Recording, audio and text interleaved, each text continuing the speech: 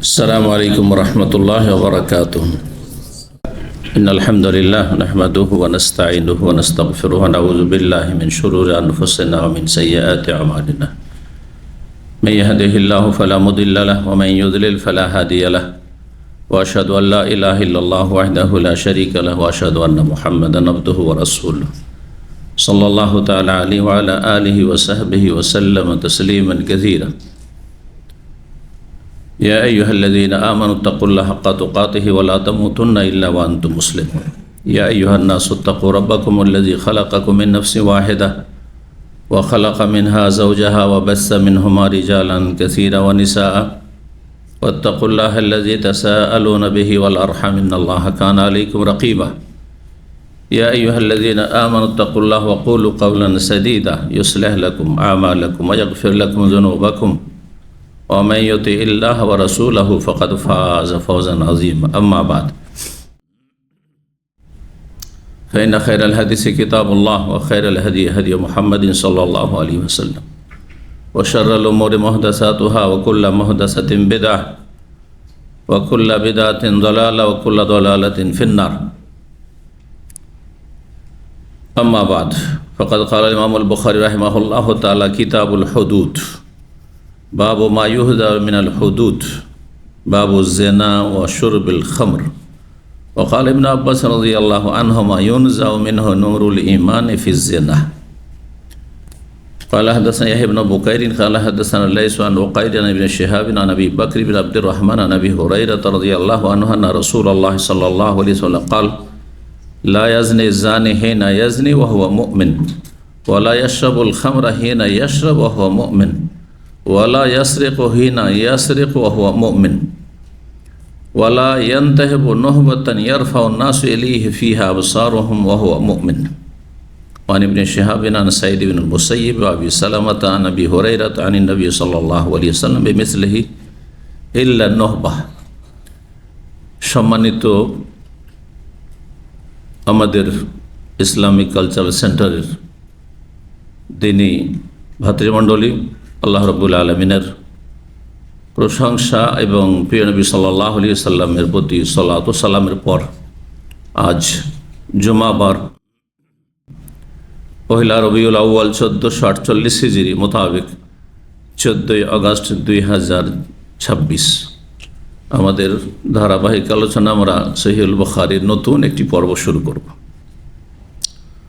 তার পূর্বে আল্লাহ রাব্বুল আলামিনের শুকরিয়া আদায় করি যে আল্লাহ রাব্বুল আলামিন আমাদেরকে সফরে থাকি, ঘরে থাকি, বাইরে থাকি, দেশে থাকি, বিদেশে থাকি, আল্লাহ আমাদের হেফাজত করেছেন এবং আপনাদেরকে আল্লাহ হেফাজতে রেখেছেন। আল্লাহ রাব্বুল আলামিনের শুকরিয়া আদায় করুন, বলুন আলহামদুলিল্লাহ। দোয়া করি আমাদের সকলের জন্য, বিশেষ করে যেসব ভাইরা এখানে আসেন নিয়মিত, মাঝে মধ্যে হলেও, সকলকে আল্লাহ সার্বিক দিক থেকে হেফাজতে রাখেন।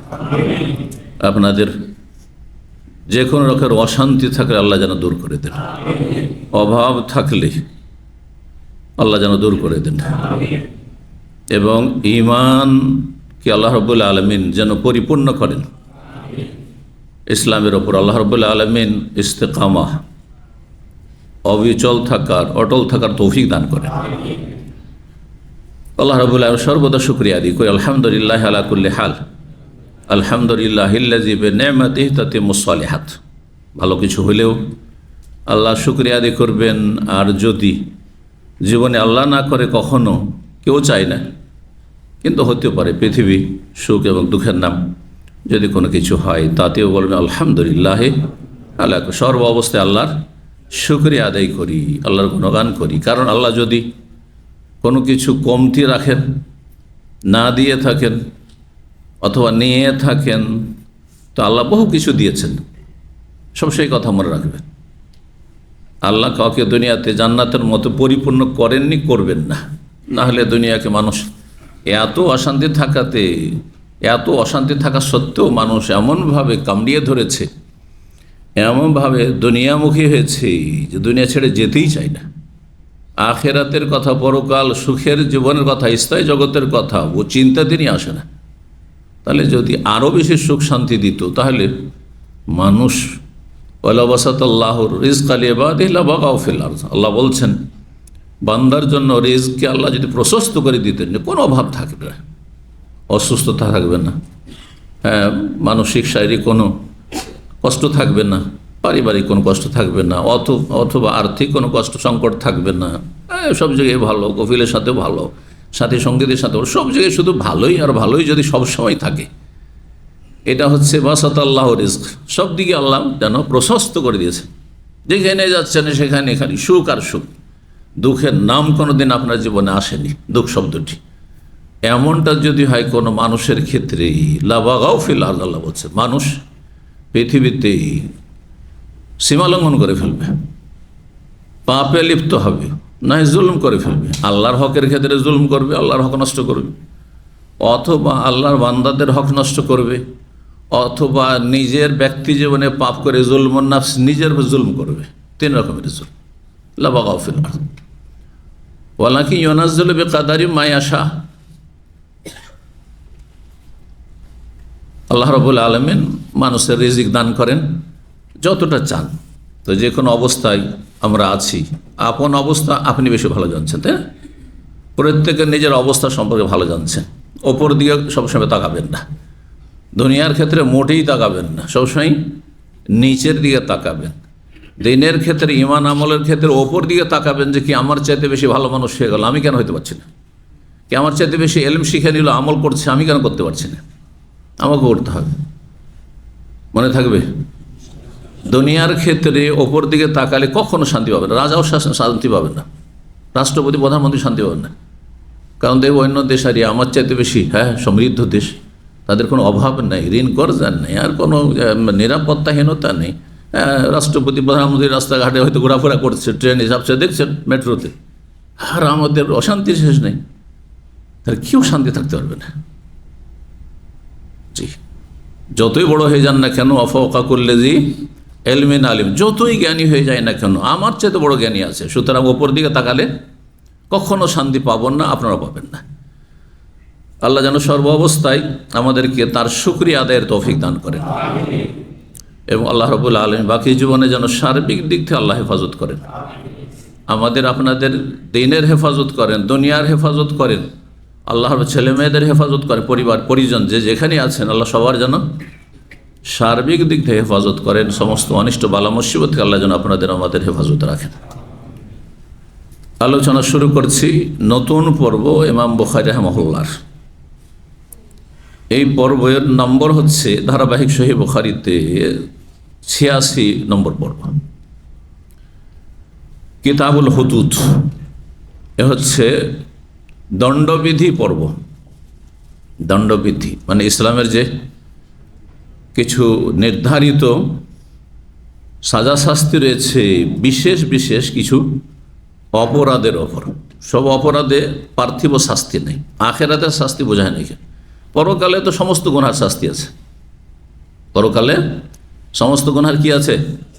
শাস্তি আছে, যদি তওবা না করেন, আর তওবা ছাড়া যদি মারা যান, যদি আল্লাহ মাফ না করেন। দুটো কথা মনে রাখতে হবে। তওবা করে চলে যান যদি খালেস অন্তর থেকে, তাহলে শাস্তি নেই, আল্লাহ মাফ করে দিয়েছেন। গুনাহ হয়েছে ঠিক, কিন্তু খালেস অন্তর তওবা করে ফিরে চলে জীবনে আর ধারে কাছে যাননি, তাহলে আল্লাহ মাফ শাস্তি দেবেন না, যদি কাবিরা গুনাহ হোক না কেন। মানুষ শিরিক করে, কুফরি করে ইসলাম গ্রহণ করছে, সাহাবায়ে কেরামগণ ইসলাম গ্রহণ করেছেন, শাস্তি দেবেন নাকি? যে এখন মূর্তি পূজা করেছিলেন না, ওই রকম মুসলিম জীবনে কেউ যদি বড় বড় কাবিরা গুনাহ করো, তওবা করে নেই, তাহলে আল্লাহ শাস্তি আখেরাতে দেবেন না? দেবেন না, দেবেন না। আত-তাইবু মিনাজ যামবি কামান লা যামবা লাহু, যে গুনাহ থেকে তওবা করে নিল, সেই ব্যক্তি ওই মানুষের মতো হয়ে গেল, ভালো মানুষের মতো, যার কোনো গুনাহই হয়নি। একজনের গুনাহ হয়নি আর আমার হয়েছে, তওবা করে নিলাম, আমি তার সমান হয়ে গেলাম। কিন্তু বিনা তওবাতে যদি কোনো মুসলিম মারা যায়, কাফের না, ঈমান ভঙ্গকারী না, নাস্তিক বেদিন না, মুশরিক মাজার পূজারী না, বেনামাজি না, ইসলামটাকে রক্ষা করেছে, আর কাবিরা গুনাহ বড় গুনাহ করে আল্লাহর সামনে হাজির হয়েছে বিনা তওবাতে, তাহলে উবাদা ইবনে সামিত রাদিয়াল্লাহু তাআলা বর্ণিত প্রসিদ্ধ হাদিস সহিহ বুখারী মুসলিমের, ফাহুয়া ইলাল্লাহ, তাহলে আল্লাহর মর্জি, ইনশা আযাবাহু ওয়া ইনশা গাফারা লাহু। ইনশা আকাবাহু, আল্লাহ চাইলে তাকে শাস্তি দেবেন আখিরাতে জাহান্নামে, কবরে। আর আল্লাহ যদি চান তো আল্লাহ কি করবেন? মাফ করে দেবেন। আল্লাহর হক মাফ করেছেন, আপনার হক তো না। বান্দার হকের ক্ষেত্রে বান্দার পরিশোধ করতে হবে হাসরের মাঠে, কিন্তু আল্লাহর হককে যদি নষ্ট করে যায় তাহলে যে কোনো হক নষ্ট করুক। আল্লাহর তৌহিদের হক নষ্ট করে শিরক কুফরি করেছে, তারপরে তওবা করে নিয়েছে। আল্লাহর ইবাদত, 5 ওয়াক্ত সালাতের হক নষ্ট করেছে, সিয়াম রোজার হক নষ্ট করেছে, হজ যাকাতের হক নষ্ট করেছে, ইত্যাদি ইত্যাদি, যে কোনো আল্লাহর হক নষ্ট করেছে। তা আল্লাহর মর্জি, আল্লাহ চাইলে সাজা শাস্তি দেবেন, তারপরে মাফ করবেন সে মুসলিম পাপীকে, আর না হলে আল্লাহ শাস্তি দেবেন। শাস্তি চান না? তাহলে কি আপনি কি মাসুম, নিষ্পাপ না? তাহলে আমাদের গুনাহ হচ্ছে বা হয়েছে, তাহলে করণীয় কি? তওবা। এই জন্য তওবা করা ফরজ, তওবা করা ফরজ। কোরআন কারীমে বিভিন্ন আয়াতে নির্দেশ দেওয়া হয়েছে, আল্লাহ হুকুম করছেন তওবা, তুবু ইলাল্লাহ, তওবা করো আল্লাহর কাছে। ওয়ামান লাম ইয়াতুব ফাউলাইকা হুমুজ জালিমুন, যারা তওবা করেন তারা হচ্ছে জালেম। তাহলে বিনা তওবা যদি মারা যান তো জালেম হয়ে আসামের কাঠগড়ে হাজির হইলেন। শাস্তির বড়ই ঝুঁকি আছে, কবরের শাস্তি এবং জাহান্নামের শাস্তি। সুতরাং সেই দলে যাতে সামিল হতে পারেন যে প্রকাশ্যে কোনো গুনাহ, কাবিরা গুনাহ হবেই না, এই দলে সামিল হওয়ার চেষ্টা করেন। জীবনে সবসময় চেষ্টা করবেন যে কাবিরা গুনাহ যাতে করে নাই হয় আপনার আমার। কিন্তু যদি হয়ে যায়, কারো গীবত করে ফেললেন হঠাৎ করে, সাথে সাথে অনুভূতি হলো যে আমি তো কাবিরা গুনাহ করলাম, চুগলখড়ি করেই ফেললেন, কাবিরা গুনাহ করেছি। কারো হক নষ্ট করলেন অথবা আল্লাহর হক নষ্ট করলেন, কোনো ক্ষেত্রে গাফিলতি করলেন, আপনি অলসতা করে কখনো অক্ত পার করে দিলেন। এক শ্রেণীর লোকেরা দুনিয়াদার নামাজি, যারা খেলা দেখার নেশায় কোনো অক্ত নামাজ নষ্ট করে দিল, তার খেলা দেখছে। তাহলে এই অবস্থায় যাবেন না। প্রথম কথা, এই অবস্থা হইতেই দেবেন না। এটা হচ্ছে আপনার ঈমানের দাবি আর আল্লাহর ভয় ভীতি তাকওয়ার দাবি। আল্লাহর ভয় আছে অন্তরে, যে আগে আমি জান্নাতটা ঠিক রেখে, বরাদ্দ রেখে, তারপরে দুনিয়া যতটা জায়েজ ততটা করো। আমি আর আখের থেকে ক্ষতিগ্রস্ত হইতে দেব না দুনিয়ার কোনো স্বার্থের কারণে বা কোনো বিলাসিতার কারণে। আর যদি হয়েই যায়, অতীতে যা হয়ে গেছে, সেই ক্ষেত্রে আর তো ঘুরে আসবে না, যা হওয়ার হয়ে গেছে, তাই না? অতীতে কাবিরা গুনাহ যেগুলো হয়ে গেছে, ধরেন একজন মানুষের 15 বছর 14 বছর সালাত ফরজ ছিল, সে এখন 30 বছর 40 বছর শুরু করেছে, কি করবে? তওবা করেন খালেস অন্তর থেকে, আর ঘাটতি পূরণের জন্য বেশি বেশি নফল ইবাদত করেন। যেই ইবাদতে ঘাটতি হচ্ছে ওই ধরনের নফল ইবাদত। সালাতে ঘাটতি হয়েছে, নামাজে ঘাটতি হয়েছে, সুতরাং বেশি বেশি সুন্নত নফল পড়েন, তাহাজ্জুদ পড়েন, সালাতুত দুহা পড়েন।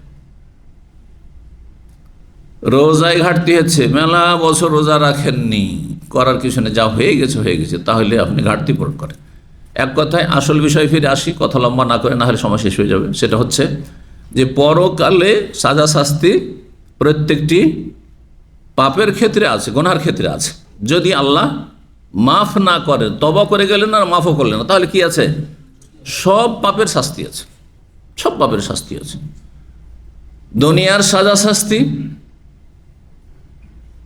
যেই সাজা শাস্তি কায়েম করা, প্রতিষ্ঠা করা, বাস্তবায়ন করা, কার্যকর করা রাষ্ট্রনায়কের ফরজ, খলিফার ফরজ, রাজার ফরজ, রাষ্ট্রপতির ফরজ, প্রধানমন্ত্রীর ফরজ, যে শাসক থাকবে, যে নামে থাকে না কেন, মুসলিম যদি হয়, তার উপরে ফরজ। এবং তার যারা কর্মকর্তা, তার সহযোগী রয়েছেন যত,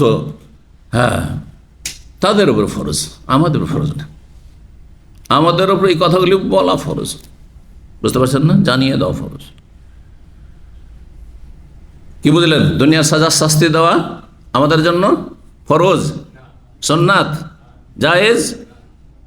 এখানে লোক চুরি করলো, এখানে চুরি করেছে ইসলামিক সেন্টারে, আর ধরা পড়ে গেছে, আমরা হাত কেটে নিলাম, জায়েজ না, আমাকে জাহান্নামে যেতে হবে যদি হাত কাটি। কথা বুঝতে পেরেছেন? জি, এটা আইন হাতে নিয়ে নেওয়া। কেন? হেকমত, বহু হেকমত রয়েছে, তার গুরুত্বপূর্ণ হেকমত। আপনি যদি দণ্ডবিধান কায়েম করি, তাহলে এর প্রতিক্রিয়ার আশঙ্কা নয়, খুবই বেশি সম্ভাবনা রয়েছে। তার আত্মীয় স্বজন আপনজন আছে, তারা তখন কী করবে? একজনের হাত কাটা হয়েছে, তখন কাউকে মেরেই দিবে। যারা করেছে এই কাজ মেরে দাও, এদেরকে করবে না, ফাসাদ সৃষ্টি হয়ে যাবে, পৃথিবী বিশৃঙ্খলা সৃষ্টি হয়ে যাবে, শান্তি কায়েম হবে না। দণ্ডবিধি কায়েম করে শান্তি প্রতিষ্ঠার জন্য, ক্যান্সারের মতো সেখানে অশান্তি বেড়ে যাবে। কিন্তু যদি সরকার করে যাদের উপর ফরজ, তাহলে সরকারের বিরুদ্ধে এই অপরাধী চক্র যারা আছে, গ্যাং আছে, যারা তাদের দলবল আছে, তাদের আপনার যেসব আত্মীয় স্বজন আছে, আর তাদের পক্ষ নিচ্ছে, সত্যের পক্ষ না নিয়ে, হকের পক্ষ না নিয়ে, যে আমাদের এই আসামিকে, অপরাধীকে কেন হাতকাটা শাস্তি দেওয়া হলো বা দণ্ডবিধি কায়েম করা হলো, আচ্ছা সরকারকে দেবো, কিছু করতে পারবে? কিচ্ছু করতে পারবে না, কিচ্ছু করতে পারবে না, বরং তাদেরই বেশি ভয় আছে, ঠিক না? এই জন্য মানুষ কোনো স্তর হোক, একমাত্র রাষ্ট্রনায়ক ছাড়া কোনো আল্লামা, ইমাম বুখারী, ইমাম আবু হানিফাও আইন হাতে নিয়ে বাস্তবায়ন করতে পারে না, জায়েজ নয়। বুঝতে পেরেছেন? জি। তাহলে এই দণ্ডবিধিগুলি প্রতিষ্ঠা করা ফরজ কাদের ওপর? রাষ্ট্রনায়কদের ওপর। দণ্ডবিধি, দুনিয়ার মেলা ক্রাইম আছে, অপরাধ আছে, কিন্তু সবগুলি ক্রাইমের ক্ষেত্রে দণ্ডবিধি নির্ধারিত নেই। হাতে গোনা কয়েকটি অপরাধ রয়েছে, যে অপরাধগুলি হচ্ছে আল্লাহর হক নষ্ট করা, মানুষের হক নষ্ট করা, আর দেশে অশান্তি সৃষ্টি করা, তার দ্বারা সে নিজে শুধু ক্ষতিগ্রস্ত, জাহান্নামী নয়, বরং দেশ, সমাজ, পরিবার ক্ষতিগ্রস্ত হচ্ছে, এবং এর যে ক্ষতিকর দিকগুলি সেগুলি সুদূর প্রসারিত। অশান্তি বিরাজ করবে দেশে, দেশের শান্তি এবং স্থিতিশীলতা ধ্বংস করবে এই অপরাধগুলি। সামাজিক অপরাধ যেগুলি আজকালকার ভাষায় কী বলা হচ্ছে, সেগুলোকে সামাজিক অপরাধ, সোশ্যাল ক্রাইম বলা হচ্ছে। যেটা শুধু আল্লাহর কাছে অপরাধ নয়, রাসূলের কাছে অপরাধ নয়, ইসলামের দৃষ্টিতে অপরাধ নয়, সুস্থ বিবেক সম্পন্ন মানুষের কাছে অপরাধ, অমুসলিমদের কাছে অপরাধ। চুরি করা ভালো কাজ নাকি? অমুসলিম বলবে চুরি করা ভালো? ডাকাতি করা, ছিনতাই করা, মদ খাওয়া না। মদ খাচ্ছে তাদের প্রকৃত বিকৃত হয়ে গেছে। সেই জন্য যারা খাচ্ছে, যে কোনো স্তরে মানুষ মদ খাচ্ছে, নেশা করছে, তাদের কোনো মানুষত্বের কোনো মানদণ্ডই নেই, তারা মানুষত্বের নিচে নেমে গেছে। তারা সুস্থ বিবেক সম্পন্ন হইলে এইরকম কাজ করতাম, এটা অপরাধ সবাই মনে করে। বুঝতে পারছেন না? মদ তো দূরের কথা, যারা ধূমপান করছে, বিড়ি সিগারেট খাচ্ছে, তাদেরকে যদি জিজ্ঞাসা করেন, জর্দাখোর মোল্লাদেরকেও জিজ্ঞাসা করেন, এতে আপনার শরীরের লাভ আছে না ক্ষতি আছে, উত্তর কি দেবে? কেউ বলবে যে লাভ পাচ্ছি, জর্দা খেয়ে আমার শরীরটা খুব ভালো আছে। দুনিয়াতে পাওয়া যাবে কোন ব্যক্তি, কোন অমুসলিম পাওয়া যাবে না? পাওয়া যাবে না, আল্লাহ পাওয়া যাবে। এটা হচ্ছে সুস্থ বিবেক। সুস্থ বিবেক বলছে, কিন্তু সেটা কার্যকর করছে না, নিজের জীবনে বাস্তবায়ন করছে না। কারণ প্রকৃতির নেচার তার কি হয়েছে, মাস্ট বিকৃত হয়ে গেছে। যেমন মানুষ যদি বানররূপী হয়ে যায়, তোর চেহারা বিকৃত হয়েছে, ওই রকম তার প্রকৃতিটা বিকৃত হয়ে গেছে। জি, এইরকমই ব্যভিচার করা। সুস্থ সমাজের অমুসলিম, হিন্দু সমাজও এটি আইব, তাই না? ইহুদি সমাজও আইব। খ্রিস্টান সে যদি সত্যি খ্রিস্টানের মতো খ্রিস্টান হয়, নাস্তিক নয়,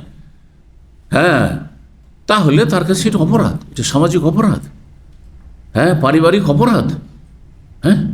কেউ চাইবে না তার মা বোনের সাথে কেউ যেন ব্যভিচার করুক, কেউ চাইবে না, সুস্থ বিবেক সম্পন্ন হলে।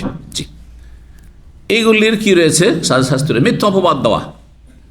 একজন মানুষ, ভালো মানুষ, আপনার কাছে সুস্পষ্ট প্রমাণ নেই, একজন দুইজন সাক্ষী নয়, তিনজন না, চারজন সাক্ষীতে প্রমাণ করতে হবে জেনার, সেখানে আপনি অনুমান ভিত্তিক একটু বলে দিলেন যে না, ও প্রেম করেছে, না ও জেনায় লিপ্ত হয়েছে, ও পরকীয়া করে। এর ক্ষতিকর দিকগুলি অনেক বেশি। সে যদি পারে, যাকে অপরাধ দিচ্ছেন, তাহলে আপনার দুনিয়াতে রাখবে, আপনার ঠিকানা লাগিয়ে দিবে, পরকালে পাঠিয়ে দিবে আপনাকে, ঠিক না? সুদূর প্রসার, এগুলো তো ক্ষতির দিক রয়েছে। তারপরে একজন মানুষের নজরে ভালো ছিল, তাকে খারাপ করে দিলেন আপনি, সবাই খারাপ জানবে, অথচ কিছুই না।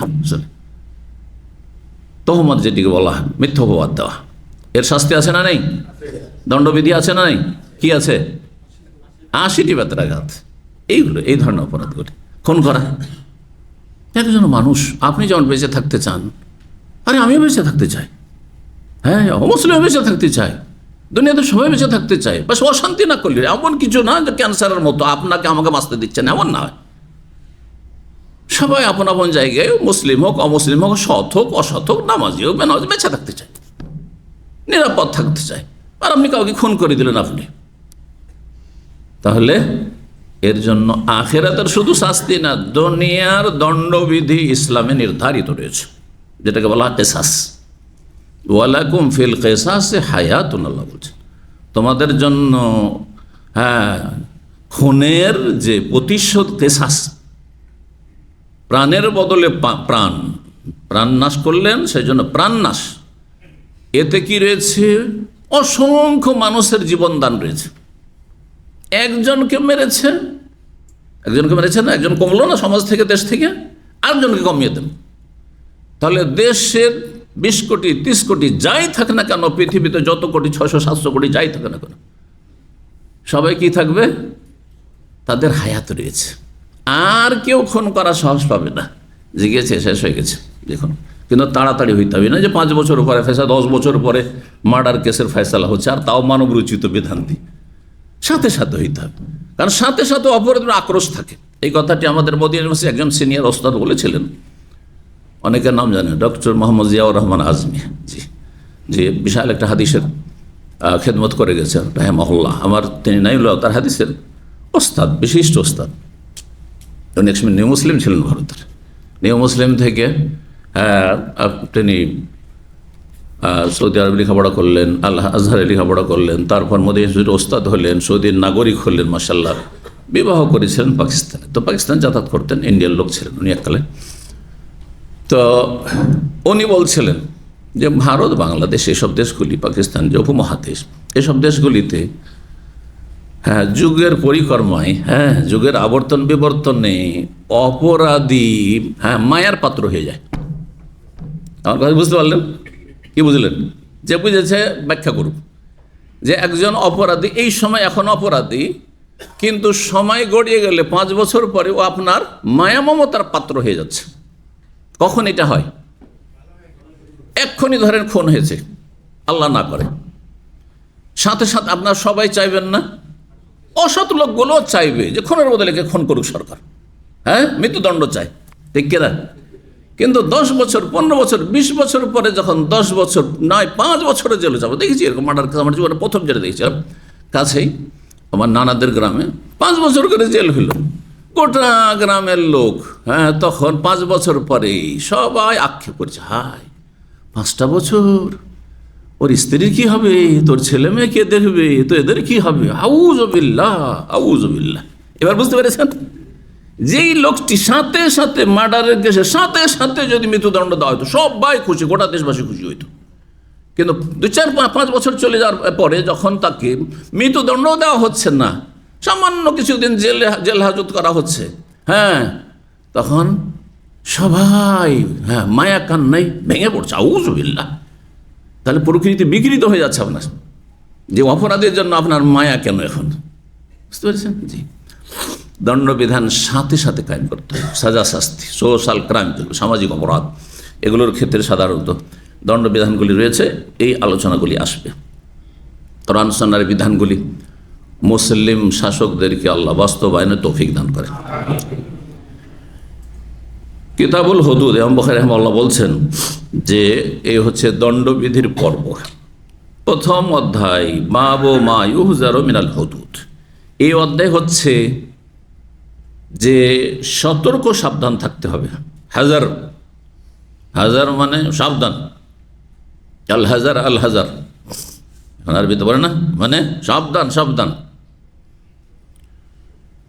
সতর্ক সাবধান থাকতে হবে। মিনাল হুদুদ মানে এমন কোন অপরাধ থেকে যাতে দণ্ডবিধি সুনির্ধারিত রয়েছে, মানে এমন অপরাধ করবেন না যাতে দুনিয়ার কি রয়েছে, দণ্ডবিধি সুনির্ধারিত রয়েছে। অর্থাৎ চুরি করবেন না, যাতে হাত যাবে, মিথ্যা অপবাদ দেবেন না, না হলে কি 80টি বেত্রাঘাত খেতে হবে, চাবুক খেতে হবে। ব্যভিচার করবেন না, না হলে যদি অবিবাহিত হন তাহলে 100টি বেত্রাঘাত আর 1 বছরের জন্য নির্বাসন। আর যদি বিবাহিত হন তাহলে মৃত্যুদণ্ড, পাথর মেরে সংসার করা। জি। খুন করলে হ্যাঁ কি শ্বাস হত্যার বদল হত্যা, না হলে রক্তপণ যদি মাফ করে তাহলে, মাফ করে যদি নিচে নাম তাহলে। আর আর কিছু আছে যেগুলোতে দণ্ডবিধি নির্ধারণ রয়েছে? হ্যাঁ, চোরের জন্য হাত কাটা বললাম। হ্যাঁ বললাম, মানে চোরের জন্য হাত কাটা। আর কিছু? মদ খেলে মদের হদ রয়েছে না তাজিব রয়েছে, কিন্তু সাহাবায়ে কেরামদের ইজমা যে সেই ক্ষেত্রে পরিমাণে ইখতিলাফ রয়েছে, দ্বিমত রয়েছে ফুকাহায়ে কেরামদের। 2 রকম খুলাফায়ে রাশিদিনের আমল থাকার কারণে, কিন্তু তারও কি রয়েছে, দণ্ডবিধি নির্ধারণ রয়েছে। জি। তো এমন অপরাধ, যে অপরাধগুলির ক্ষেত্রে দণ্ডবিধি আপনার ওপর কি করতে হয়, কার্যকর করতে হয়, এই রকমের গুনাহ থেকে সতর্ক সাবধান বিশেষভাবে।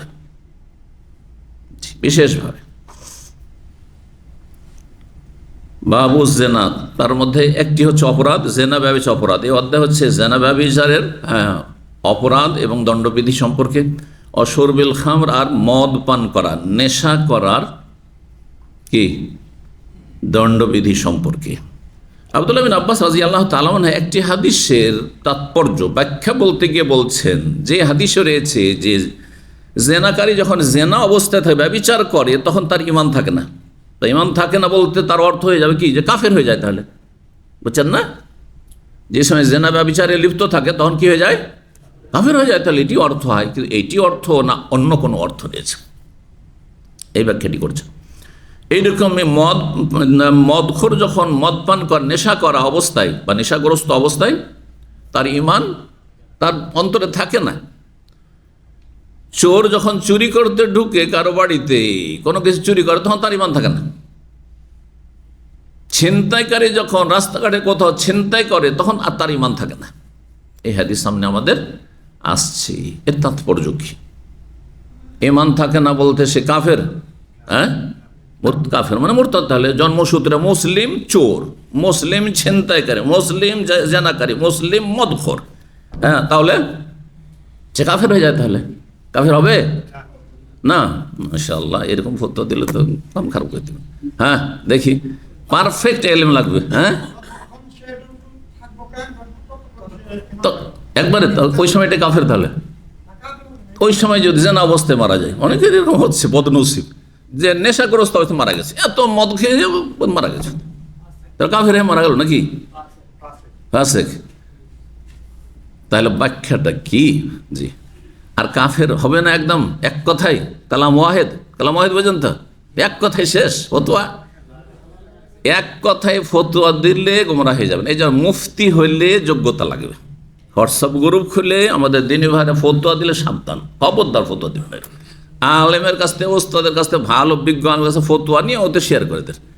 এটা আপনার দিন দুনিয়ার জন্য সার্বিক নিরাপত্তা, না হলে জাহান্নামে যেত। আনতাকুলু আলাল্লাহি মা লা, আজকের খতিব কিন্তু এই আয়াত পাঠ করছে। সবচেয়ে বড় কাবিরা গুনাহ, শিরকের সমতুল্য। আল্লাহ বলছেন, ওয়া আন তুশরিকু বিল্লাহি মা লাম ইউনাজ্জিল বিহি সুলতানা ওয়া আন তাকুলু আলাল্লাহি মা লা, না জেনে আল্লাহ সম্পর্কে, আল্লাহর দিন সম্পর্কে কথা বলা, ভুল ফতোয়া দেওয়া আর মাজার পূজা করা, মূর্তি পূজা করা সমান অপরাধ।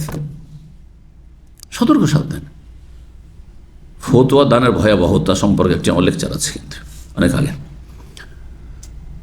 আল্লাহ হেফাজত করে। এই জন্য আমরা অনেক সময় অনেক ভাইয়েরা বোনেরা প্রশ্ন করলে উত্তর দিন ইগনোর করি, দিনে দিনে দিনে। তোরা ভাবে যে মনে হয় সাহেব মূল্যায়ন করে না, আমি নিজেকে বাঁচাতে চাই। কেন? এমন একটা ইজতিহাদি ফতোয়া, এমন একটা বিষয় যেটা জটিল। তো সুতরাং আমি বেঁচে থাকি, আমি নিজেকে জাহান্নাম থেকে বাঁচাই। ওর সমাধান দিতে গিয়ে আমি যেন জাহান্নামে না যাই, সম্পর্কে এত বেশি আমার নাই। ইজতিহাদি বিষয় অনেক সময় থাকে, স্পষ্ট দলিল নাই সেই ক্ষেত্রে, বা ইখতিলাফ আছে।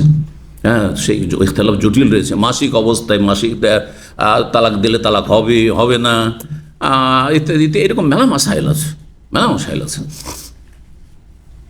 রাগের অবস্থায় তালাক হবে হবে না, রাগটা কত পর্যায়ে ছিল, এত দূর তদন্ত করা আমার সময় কোথায়, আর ওখানে যাওয়ার ক্ষমতাই কোথায়। আর টেলিফোনে ও হোয়াটসঅ্যাপ বিনা পয়সার ফ্রি একটা মেসেজ দিয়েও তালাকের মশলা নেবে।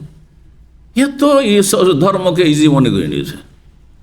আগে আপনার এলেম হাসিল করা ফরজ ছিল, তালাক দেওয়ার আগে এলেম হাসিল করেন। হ্যাঁ, হালাল হারাম ব্যবসা বাণিজ্য করবেন আগে, ওইটা জায়েজ কিনা তারপরে করে। বন্ধকের জমির সুদ খেয়ে খেয়ে 10 বছর পরে এখন মাসলা, হ্যাঁ, সুদ খরচ আগেই আপনাকে জানতে হবে যে বন্ধক রাখবো আর ফসল খাবো আর টাকাটাও পুরোপুরি নিয়ে নেবো। হ্যাঁ, তাহলে এটা কি জায়েজ না এটা সুদ, আগে আপনাকে জানতে, তারপরে এই কাজে নামতে হয়। কথা বুঝতে পেরেছেন? ডিরেকশন ডিস্টেন্স ব্যবসা করে আর তারপরে দেখছেন যে দেখি এটা যখন করতে লেগেছি কোনো রাস্তা আছে কিনা, কোন রাস্তা আছে কিনা। আউযুবিল্লাহ, আউযুবিল্লাহ, মানে কোনো করে হিল্লা করে হালাল করা যায় কিনা, হিল্লা করে মানে বাহানা করে কোনো করে হালাল করা যায় কিনা। যে কি বলছিলাম, হ্যাঁ হ্যাঁ, এই অপরাধগুলি 4-5টি অপরাধের কথা যে হাদিসে আসলে, এই অপরাধগুলি করা অবস্থায় ঈমান থাকে না, থাকে না, না কাফের থাকে, যদি হালাল মনে করে। এই তাহলে প্রশ্নকারীকে জিজ্ঞেস করব যে এই লোক কি হালাল মনে করে কাজটি করছিল না হারাম মনে করে করছিল? এবার বুঝেছেন? হ্যাঁ, পুরনো ছাত্ররা বোঝার চেষ্টা করেন। যখনই একজন জিজ্ঞাসা করবে যে যেই ব্যক্তি মদ পান করে নেশাগ্রস্ত অবস্থায় আছে, এখন ওকে কাফের বলবো যেমন হাদিস আছে, না না ছোট কাফের ফাসেক, তখন জিজ্ঞাসা করবো যে সে কি মদ পান কি হালাল মনে করতো না হারাম? মানে এক মুসলিমরা আছে ধর্ম কর্মের কোনো পরোয়া করে না, পরকাল বলে কোনো চিন্তা নেই, এমন কি অসুবিধা, আমি আমার পয়সাতে মদ খাচ্ছি, আপনার তাতে কি? তাহলে সে হালাল মনে করছে। হারামকে হালাল মনে করা হচ্ছে বড় কুফরি। সুতরাং যে মদকে হালাল মনে করবে, অথবা ব্যভিচার, আজকাল অধিকাংশ দেশগুলিতে যে আইন তৈরি করা আছে মানব রচিত, সেটাতে হচ্ছে যে নাবালক নাবালিকার যদিও কি হয়, ব্যভিচার হয়, তাহলে অপরাধ। হ্যাঁ, নাবালিকার সাথে কেউ যদি জেনা করে অথবা কি করে, ফোর্স করে, হ্যাঁ, যেটাকে বলা হচ্ছে ধর্ষণ, জবরদস্তি করে, এরা ধর্ষণকে অপরাধ মনে করে। কিন্তু কলেজে ভার্সিটিতে একই সাথে লেখাপড়া করে, 20-22 বছর বয়স হয়ে গেছে ছেলে আর মেয়ের, আর তারপরে স্বেচ্ছায় জেনা ব্যভিচার করছে, যেখানে সেখানে যখন ইচ্ছা হচ্ছে। বলছে না না, সাবালক সাবালক, তাদের ব্যক্তি স্বাধীনতা আছে। এটা কেউ যদি বলে তো সে মুসলিম না কাফের? সে কাফের। কারণ জেনা ধর্ষণ অপরাধ, আর বিনা ধর্ষণের সম্মতি থাকলে অপরাধ, নাবালিকার সাথে হইলেও অপরাধ, আর সাবালিকা বুড়ির সাথে হইলেও অপরাধ। কথা বুঝতে পেরেছেন?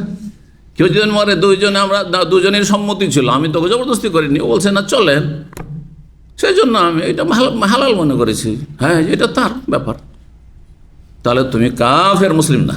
কথা বোঝা গেছে? তাহলে জেনাকারী বা যে কোনো চোর যদি মনে করে যে এই বেটা চুরি করা হালাল, অনেকে বলে না এই বেটা কারোর সাথে দুশ্মনী আছে, কোনো অসুবিধা নেই, মার এর, হ্যাঁ জমি জায়গা ফসল নষ্ট করে দেয়, এর গাছ কেটে দেয়, হালাল, মার রেখে হালাল, তাহলে সে কাফের, মুসলিম না সে। কথা বুঝতে পেরেছে? কিন্তু যদি অপরাধকে অপরাধ মনে করে, একজন মদখোর মদ খাচ্ছে মুসলিম, ওকে যদি জিজ্ঞাসা করা হয় বা ওর অন্তরে আছে যে এটা অপরাধ, কিন্তু আমার নেশা হয়ে গেছে, ছাড়তে পারছি না, অনুতপ্ত, কাজটি ভালো না, মানে হারামকে হারাম মনে করছে, তাহলে সে কাফের নয়। মদ পান করা অবস্থা তো কাফের না, সে কি ফাসেক, পাপিষ্ট, মানে বড় ফাসেক, মানে ইসলাম থেকে খারিজ হয়নি কিন্তু পাপিষ্ট, একেবারে দুর্বল ঈমান। তাহলে এই হাদিসের দুটো ব্যাখ্যা, একটি ব্যাখ্যা যেটা বললাম যে জেনাকারী জেনা করা অবস্থায় মমিন থাকে না, চোর চুরি করা অবস্থায় মমিন থাকে না, ছিনতাইকারী ছিনতাই করা অবস্থায় মমিন থাকে না, ইত্যাদি ইত্যাদি। এটা কখন? যখন হালাল মনে করবে কাজটি, তখন কি করবে? এটা হালাল মনে করবে। আর যদি হারাম মনে করে তাহলে, হ্যাঁ, সেই অবস্থায় যখন এই পাপে লিপ্ত আছে, ওই সময়টাই ইমানের নূর, জ্যোতি থাকে না, ইমান একটা জ্যোতি আছে, যে জ্যোতি আমার আপনার সুস্থ বিবেকে বাধা দেয়। দেখবেন যারাই অবৈধ খান, হ্যাঁ অবৈধ জারি হোক না কেন, ধরেন পার্টনারশিপে ব্যবসা করছেন, আর ওখান থেকে ক্যাশ হিসাব নিকাশ আপনার হাতে আছে এক শ্রেণীর লোকেরা, তখন নয় ছয় করে আপনার নাস্তা ফ্রি, হাইফাই খাওয়া দাওয়া ফ্রি, অর্ডার করছেন, আর আপনি রেস্টুরেন্ট থেকে আর খাচ্ছেন, ওইটা বিল ফেলছেন ওতেই, হ্যাঁ, অথচ ওটা আপনার বাড়িতে বিল আসবে, আপনার পার্টনার কি করলো ওখানে, ও কেন আপনার বিল দেবে? কথা বুঝতে পেরেছেন? হ্যাঁ, এইরকম বিভিন্ন প্রতিষ্ঠানে যারা কাজ করছেন, আর তারপরে সেখান থেকে মেলা কিছু তুষরপাত করছেন, নষ্ট করছেন বা নিজে ভক্ষণ করছেন অবৈধভাবে। তো কি বলছিলাম এসব বিষয় সম্পর্কে বলতে গিয়ে? হ্যাঁ হ্যাঁ, নূরের জ্যোতি, ইমানের জ্যোতি থাকেন। একটা যে ইমান, যেই জ্যোতি আপনাকে আপনার বিবেকে বাধা দেবে এবং আপনার গোনা থেকে ফিরিয়ে নিয়ে আসবে। মানুষ পাপ করার পরে নিজেকে ধিক্কার দেয়, এটা বুঝেন না? বুঝে না? যাদের ইমান কিছুটা আছে, পাপ করার পরে হ্যাঁ নিজেকে ধিক্কার দেয় না? ধিক্কার দেয়। ব্যভিচার করা অবস্থায়, চোর যখন চুরি করছে, খুনি যখন খুন করছে, সেই সময় কিন্তু ধিক্কার দেয় না। নাহলে সব খুন করতো না, অপরাধ করতো না, চলে আসতো ফিরে, তাই না? ওটা করে নিয়েছে, কিন্তু তারপর নিজেকে ধিক্কার দিচ্ছে। চোর চুরি করে, চুরি করে আসার পর রাতে চুরি করে বা ছিনতাকারী চিন্তা করে, দিনে যখন এসে ঘুমাইতে যায় তখন নিজেকে ধিক্কার দেয় যে আমার এই পেশাটাকে ভালো পেশা, এত নিকৃষ্ট পেশা। নিজেকে কিন্তু কি করে? মালামত করা বলা হয়। হ্যাঁ, লাউমুন নাফস, নিজেকে তিরস্কার করে। এটা থাকে না। এটা থাকলে ওই পাঠটা করতো না। তাহলে ইমানের জ্যোতি থাকে না, কিন্তু মূল ইমান, আসল দুর্বল ক্ষীণ ইমান থাকে, ওকে কাফের বলা যাবে না। এটা হচ্ছে আহলে সুন্নাত ওয়াল জামাতের ব্যাখ্যা। মনে থাকবে, হালাল যদি মনে করে আর পাপ করে তাহলে কাফের, আর যদি হারাম মনে করে তারপরে পাপে লিপ্ত, যতক্ষণ পাপটায় লিপ্ত রয়েছে ততক্ষণ তার মধ্যে ইমানের জ্যোতি থাকে না, যার ফলে নিজেকে ধিক্কার দেয় না।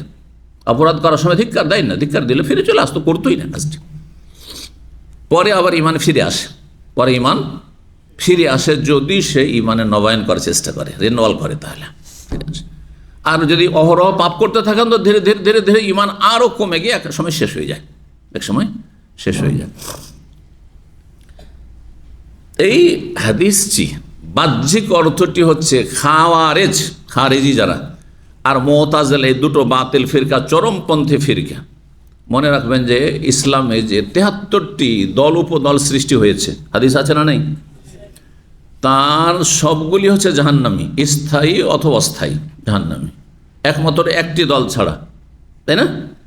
একটি দল জান্নাতি আর বাকি 72টি হচ্ছে জাহান্নামী। তার মধ্যে কিছু দল আছে চরমপন্থী, গরমপন্থী, আর কিছু দল আছে শিথিলপন্থী, ঢিলাপন্থী। বুঝতে পারছেন না? উদাহরণস্বরূপ খাওয়ারেজ আর মুতাজিলা চরমপন্থী জাত, আর মুরজিয়া এরা হচ্ছে শিথিলপন্থী। কে বলতে পারে খাওয়ারেজদের আকীদা? দেখি কেমন করে চরমপন্থী তারা। কাবিরা গুনাহ হইলে কাফের, একজন চোরচুরি করলে সে কাফের, একদম কাফের, অমুসলিমের মতো কাফের না, হচ্ছে জঘন্য কাফের, মানে মুরতাদ। মিথ্যা কথা বললো কাফের তাদের কাছে। হ্যাঁ, যে কোনো কাবিরা গুনাহ করলে কি হয়ে যায়? খারেজিদের কাছে, আর খারেজিদের কাছে কাফের হয়ে যায়। আর মুতাজিলাদের কাছে কাফেরও থাকে হয় না, আর মুসলিমও থাকে না। ওদের কাছে 3টা স্টেপ আছে, বলছে 3টা জায়গা আছে। ইমান আর কুফরির ক্ষেত্রে মুতাজিলার কাছে কি রয়েছে? 3টি জায়গা রয়েছে, স্থান রয়েছে। একটা হচ্ছে ইমানের অবস্থায় থাকা, আর একটা হচ্ছে কুফরি, কাফের হয়ে যাওয়া, আর মাঝখানে হচ্ছে আল মানজিলা বাইনাল মানজিলাতাইন, 2 জায়গার মাঝখানে মধ্যবর্তী স্থল।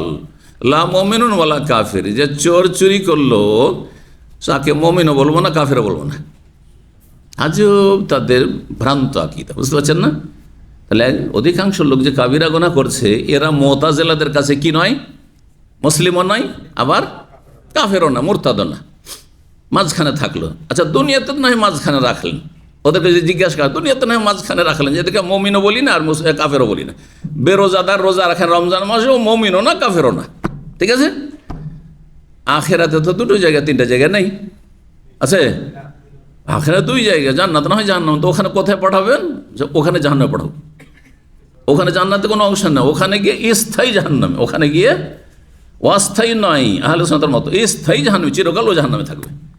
তাহলে যে বেরোজাদার, নামাজের কথা বল, কারণ নামাজ ছাড়া বড় কুফরি, যখন হজ করে যায়নি অথচ হজ করতে পারতো, এখানে আসার পরে ওর অবস্থায় আর হজ নসিব হলো না, তাহলে সে ব্যক্তি কি হয়ে গেল? বলেন? মুতাজিলাদের কাছে দুনিয়াতে ও মুমিনও না, কাফেরও না, আর শেষে দুনিয়া থেকে গিয়ে হাসরের মাঠে স্থায়ী জাহান্নামী, শুধু জাহান্নামী নয়, স্থায়ী জাহান্নামী। খারেজিরা তাহলে চরমপন্থী হলো না? মানে গুনাহ করলে অধিকাংশ মুসলিমদের জীবনে গুনাহ আছে, কাবিরা গুনাহ আছে, তাহলে এগুলো সব জাহান্নামী তাদের কাছে। এবার বুঝতে পেরেছেন? তাহলে ওদের কাছে অস্থায়ী জাহান্নামী বলে কিছু নেই, এরকম খাওয়ারিজের কাছে অস্থায়ী জাহান্নামী নেই। আর আহলে সুন্নাত ওয়াল জামাতের কাছে স্থায়ী জাহান্নামী, স্থায়ী জান্নাতি আর অস্থায়ী জাহান্নামী, যে কিছুদিন, অনেক দিন, দীর্ঘদিন জাহান্নামে থাকবে, তারপরে তাদেরকে ওঠানো হবে। বহু হাদিস আছে না শাফাআতের, আল্লাহ রহমতের আছে না, যে জাহান্নামে থেকে উঠে আসবে। জি, এই হাদিসগুলির খণ্ডন করে ভ্রান্ত আকিদার যারা ফিরকা সবের।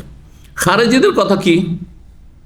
যে যখন মানুষ কাবিরা গুনাহ করে, যারা মিথ্যা কথা বলল, মিথ্যা সাক্ষী দিল, অথবা কী করলো, কাছ থেকে 10 রিয়াল চুরি করে নিল মালিকা, তো খারেজিদের কাছেও কাফের হয়ে গেল। সাথে সাথে কী হয়ে গেল?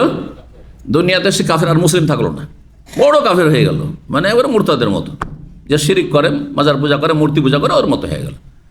তো আখেরাতে ও যখন দুনিয়াতেই কাফের হয়ে গেছে, আখেরাতে স্থায়ী জাহান্নামী। দুটোই তাহলে চরমপন্থী দল কিনা? এই যে জঙ্গিরা, বর্তমান যুগের নব্য খাওয়ারিজ কারা?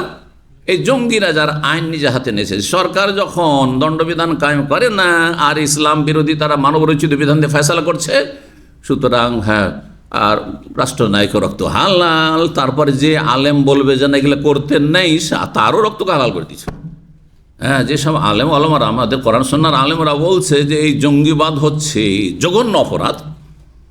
এই জঙ্গিবাদ আইনকে নিজের হাতে নিয়ে নেওয়া, আর ঢালাওভাবে মুসলিমদেরকে পাপের কারণে কাফের বলা, বা মানবরচিত বিধান দিয়ে ফয়সালা করছে যেন তাদের বিরুদ্ধে অস্ত্র ধারণ করা, বা তাদেরকে তাদের রক্তকে হালাল মনে করা, এটা হচ্ছে খাওয়ারিজদের কাজ, জাহান্নামীদের কাজ। এদেরকে নবী সাল্লাল্লাহু আলাইহি ওয়াসাল্লাম কেলাবুন্নার, জাহান্নামের কুকুর বলেছেন। এই কথা যদি কেউ বলে, তো ওরও রক্ত হালাল, ওই আলেমের রক্ত হালাল করে দেয় ওরা। বুঝতে পেরেছেন কত চরমপন্থী? এখন ঢিলাপন্থী মুরজিয়াদের রাখিয়ে দেখি।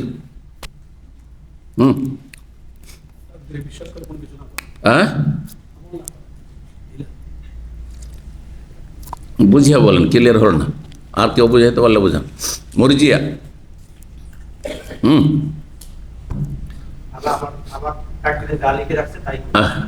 না, ওটা কাদরিয়া না, জবরিয়া ওটা। মুরজিয়া আজকালকার অধিকাংশ মুসলিম মুরজিয়া, এ কথা আমি সবসময় বলি। জন্মসূত্রে মুসলিম হওয়া, কলমা পড়া যথেষ্ট, নামাজ রোজা থাকার না থাক, জান্নাত পাবেন। বুঝছেন না? জন্মসূত্রে মুসলিম হওয়া আর কি করা, কালমাটা যদি জীবনে একবার পড়েন নাই যথেষ্ট। নামাজ রোজা হজ যাকাত ফরজ নফল কিচ্ছু নেই, জানাকার চোর ডাকাত খুনি যাই হন না কেন, একবার নবী সিদ্দিকিন সোহাদা আলেম ওলামা সবার সাথে জান্নাতে থাকবে। কথা বুঝতে পারছেন? এটা মুরজিয়াদের আকীদা। অধিকাংশ মুসলিমরা এরকম না। ভাই নামাজ পড়েন, ভাই কলমা পড়েছি, আমি তো মুসলিম, আলহামদুলিল্লাহ, মুসলিম দেশে বাস করি, আলহামদুলিল্লাহ, আর মুসলিম সমাজে বাস করি, আর আমরা মুসলিম, একদিন তো জান্নাত পাবই। বলছে না? এরাই হচ্ছে মুরজিয়ার। নাম নিজের যাই রাখুক না কেন, কিন্তু এরা হচ্ছে পাক্কা মুরজিয়া, যারা বলছে যে ঈমান শুধু কলমা পড়ার নাম, বা জন্মসূত্রে মুসলিম হওয়ার নাম, আল্লাহর হক নষ্ট করুক, মানুষের হক নষ্ট করুক, আর কাবিরা গুনায় ডুবে থাক, সব জান্নাতে নবী সিদ্দিকিন শুহাদা সালেহিনদের সাথে সব জান্নাতে চলে যাবে কোশ্চিন কালে না। আল্লাহ, কথা বুঝতে পেরেছেন?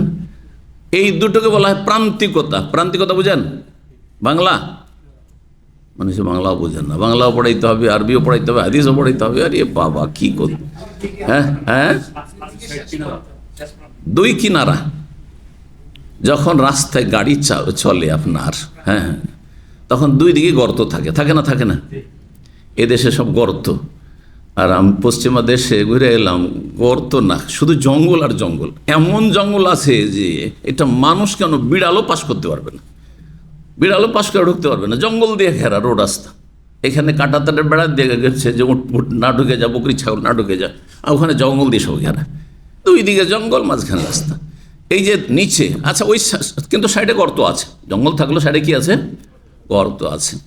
অথবা জঙ্গলে যদি গাড়িটা ধাক্কা খায়, দেখলেন এইদিকে ঢুকিয়ে জঙ্গলে, ওই দিকে গিয়ে গর্তে নামিয়ে দিলেন, কি হবে?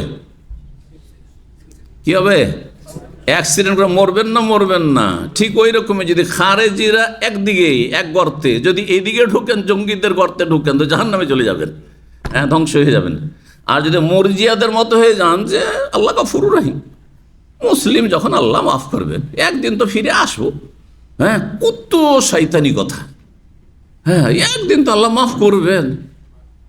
আরে এক সেকেন্ড তো বরদাস্ত করো। দুনিয়ার আগুনে যাদের অভিজ্ঞতা রয়েছে, একটু হাত হ্যাঁ তে ফোঁসা নিয়েছে, বুঝো যে কি শাস্তি, তার 70 গুণ বেশি আরো।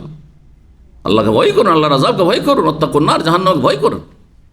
মুরজিয়া হবেন না, এরা এক সাইডে জাহান্নামের গর্তে, আর খাওয়ারেজ খারেজি আর মুতাজিলা জঙ্গি চরমপন্থী এরাও আর এক সাইডে জাহান্নামের গর্তে। কি বুঝলেন? আহলে সুন্নাত ওয়াল জামাত সবসময় সমস্ত আকীদা আমলে মধ্যমপন্থী, হ্যাঁ, মিডিলে আছে। আর মাঝখানে থাকে কি? রাজপথ। গাড়ি চালাতে হবে কোথায়? মাঝখানে। মাঝখানে এই সারিগুলো হবে না, সারিগুলো হবে না, আপনাকে রাস্তা ঠিক রাখতে হবে। তারা কি বলছে? যে যারা কাবিরা গুনাহ করেনি তারা হচ্ছে নেক মোমেন, মোমেনুন সালেহুন। কথা বোঝা গেছে? মোমেনুনা সালেহুন। আর যারা কুফরি করেছে তারা হচ্ছে কুফার খালেসুন, তারা মোমিন খুল্লাস। এবার ভাষায় বলি, যেমন ওলামাদের ভাষায়, ফোকাহদের ভাষায়, খালেস খাঁটি মমিন আর খাঁটি কাফের, হ্যাঁ, যারা ইমান নষ্ট করেছে অথবা ইমানের গণ্ডিতে ইসলামে আসেনি, এরা হচ্ছে খাঁটি কাফের, খাঁটি মুসলিম। আর মাঝখানে হচ্ছে মুসলিমুন ফাসেকুন, মুসলিমুনা ফাসেকুনা, পাপিষ্ট মুসলিম। কথা বোঝা গেছে? পাপিষ্ট মুসলিমরা স্থায়ী জাহান্নামী নয়, আবার প্রথম থেকে জান্নাতিও নয়, হ্যাঁ, যদি আল্লাহ মাফ না করে। ঠিক আছে? তাদের জন্য কি রয়েছে? জাহান্নামের অস্থায়ী শাস্তি রয়েছে। দুনিয়ার সাজা শাস্তি, যদি কি অপরাধ ক্রাইম করে তাহলে সেই ক্ষেত্রে বেশ কিছু অপরাধ রয়েছে, যে অপরাধগুলির দিকে ইঙ্গিত করলাম বা বললাম, সেগুলো দুনিয়া দণ্ডবিধান রয়েছে। আব্দুল্লাহ বিন আব্বাস রাদিয়াল্লাহু তাআলা আনহু বলছেন এই হাদিসটি সম্পর্কে, ইউনজাউ মিনহু নূরুল ঈমান, যেই ব্যক্তি এই কাবিরা গুনাহগুলিতে লিপ্ত হবে তার ঈমানের জ্যোতি ছিনিয়ে নেওয়া হবে। আল্লাহ ঈমানের জ্যোতি ছিনিয়ে নেন। কিসের ক্ষেত্রে? ফিস জেনা, জেনার ক্ষেত্রে ওই রকমই, ফি শরবিল খামরে, মদপানের ক্ষেত্রে ওই রকম, ফি সারিকা, চুরির ক্ষেত্রে ওই রকমই, ফি নহবা, ছিনতাইয়ের ক্ষেত্রে। মানুষ যখনই কাবিরা গুনাহ করে তখন ঈমানের নূর তার কাছ থেকে ছিনিয়ে নেওয়া হয়। কিন্তু পুরো ঈমান যদি ছিনিয়ে নেওয়া হতো তাহলে ছিনতাইকারীকে আমরা কাফের বলতাম, বা চোরকে কাফের বলতাম, বা মদখোরকে কাফের বলতাম, কিন্তু না, তারা কাফের নয় যদি হালাল না মনে করে। এবার বোঝা গেছে? কিন্তু খাওয়ারিজ কি বলছে, মুতাজিলা কি বলছে? কাফের। এখন হাদিস আছেন 6772 নম্বর হাদিস। হাদিস বর্ণনা করেছেন আবু হুরায়রা রাদিয়াল্লাহু তাআলা আনহু। তিনি বলেন, আন্না রাসূলুল্লাহ সাল্লাল্লাহু আলাইহি ওয়াসাল্লাম, রাসূলুল্লাহ বলেন, লা ইয়াজনি জানি হিনা ইয়াজনি ওয়া হুয়া মুমিন। জেনাকারী যখন জেনা করে তখন সে মুমিন থাকে না। জেনাকারী, ব্যভিচারকারী যখন ব্যভিচারে লিপ্ত হয় তখন সে কি থাকে না? মুমিন থাকে না, মানে তার ঈমানের নূর থাকে না। এবার বুঝতে পারলেন ইবনে আব্বাসের কথাটি, ব্যাখ্যাটি? এটি সাহাবীর ব্যাখ্যা, সাহাবী নিজের পক্ষ থেকে কল্পিত ব্যাখ্যা করেননি, বরং এটি, হ্যাঁ, কি বুঝলেন, এটি হচ্ছে নবী সাল্লাল্লাহু আলাইহি ওয়াসাল্লাম থেকে শিখা। যেমন আমার বিশিষ্ট ছাত্র যদি হয়, একটা ফতোয়া দিচ্ছে আর জানবেন না আমার কাছ থেকে, আর না যেন আন্দাজে একটা ফতোয়া দিবে, এটা সাধারণত হইতে পারে না। তারপর আজকালকার লোকের মধ্যে কুপ্রবৃত্তি বেশি, যে আমি একটু সিনিয়রিটি দেখাই, যে আমি খুব সিনিয়র। কিন্তু সাহাবায়ে কেরামদের আদর্শ তেমন ছিল না, তারা চরিত্রবান ছিলেন, তারা ইমানের ক্ষেত্রে, আখেরাতের ক্ষেত্রে অত্যন্ত সতর্ক সাবধান। সুতরাং নবী থেকে না জেনে একটি কথা বলে দেবেন, এটা হইতেই পারে না। আর আরেকটি ব্যাখ্যা কি বললাম, যে জেনাকারী জেনা থাকে না যখন জেনা করে, জেনাকারী কি থাকে না? মুমিন থাকে না যখন জেনায় লিপ্ত হয়। এর ব্যাখ্যা কি বললো? যদি সেটাকে হালাল মনে করে। ওয়ালা ইয়াশরাবুল খামরা হিনা ইয়াশরাব, আর যখন মদ পান করে তখন ওহুয়া মুমিন, সে মুমিন থাকে না। মদখোর যখন মদ পান করে তখন সে কি থাকে না? ইমানদার থাকে না, মানে ইমানের নূর থাকে না, অথবা হালাল মনে করলে একবার ইমান থাকে না। ওয়ালা ইয়াসরিকু হিনা ইয়াসরা, যখন চোর চুরি করে তখন সে মুমিন থাকে না, ওহুয়া মুমিন। ওয়ালা ইয়ানতাহিবু নহবাতান, আর কোনো ব্যক্তি যদি ছিনতাই করে, রাহাজানি করে, ইয়ারফাউন নাসু ইলাইহি ফি আবসারহুম, যে সময় মানুষের চিন্তা হয় সেই সময় তাকিয়ে থাকি, হ্যাঁ, হতবাক হয়ে তাকিয়ে থাকি, অসহায় হয়ে তাকিয়ে থাকে, যাই রে মোবাইলটা আমার ছিনিয়ে নিয়ে চলে গেল, আমার মাল সামান সব ছিনিয়ে নিয়ে চলে গেল, তাকে তো কিছুই করতে পারেন না, অথচ দেখছে। চুরিটা ভিন্ন, চুরির সংজ্ঞা কি? প্রকাশ্যে না গোপনে? এটা হচ্ছে চুরি আর ডাকাতিতে পার্থক্য। ডাকাতি প্রকাশ্যে হয়, ছিনতাই প্রকাশ্যে হয়, কিন্তু চুরি কারো সুরক্ষিত ধন সম্পদ, সুরক্ষিত রাস্তাঘাটে পড়ে থাকা না, সুরক্ষিত ধন সম্পদ যেখানে কারোতে সুরক্ষিত আছে, আর আপনি ওখানে ঢুকে নিচ্ছেন।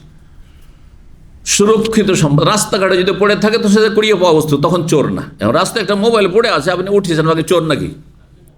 উঠিয়েছেন যে এটা অন্য কেউ নিলে হয়তো নাও দিতে পারে, আমি আল্লাহকে ভয় করি, দেখি আমি বিজ্ঞাপন দেবো, এলান করবো, অথবা দেখি আশেপাশে কোনো প্রতিষ্ঠান ইসলামী সেন্টারে দিয়ে দেবো, এখান থেকে ঘোষণা হবে। জি, এই জন্য উঠতে পারেন। কিন্তু সুরক্ষিত বস্তু কেউ যদি সেখান থেকে গোপনে নিয়ে নেয় অন্যের, তাহলে এর নাম হচ্ছে সারেকা, চুরি।